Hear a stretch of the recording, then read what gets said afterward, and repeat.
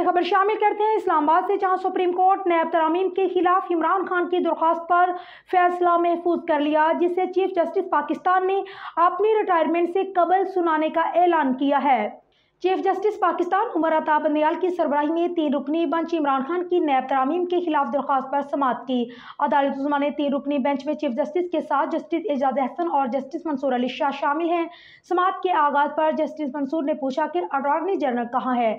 इस पर additional attorney general आमर रहमान ने बताया कि अटॉर्नी जनरल बैरून मुल्क है, उसका जवाब जमा करवा दूंगा। तरामीम के बाद नैब का बहुत सा काम खत्म हो गया।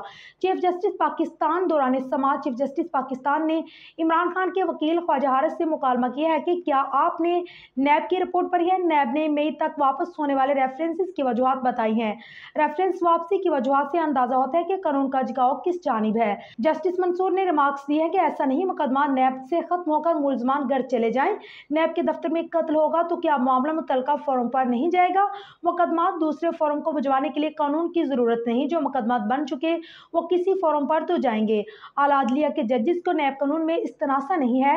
जस्टिस मंसूर ने कहा है कि सजाएं तो सिविल अफसरान और अवामी अहदेदारों के खिलाफ भी मौजूद हैं। क्या करप्ट आर्मी ऑफिसर का आवाम से बराह रास्त ताल्लुक नहीं होता। पार्लियामेंट माजी से तलाक का कानून बनाकर जुर्म खत्म नहीं कर सकती। ऐसे तो 1985 में सजा पाने वाला मुजरम आकर कहेगा कि मेरी सजा नहीं रही और दोबारा ट्रायल करो। सुप्रीम कोर्ट के पास अगर पार्लियामेंट के कानून साजी छेड़ने का इख्तियार नहीं तो उसके साथ चलना होगा।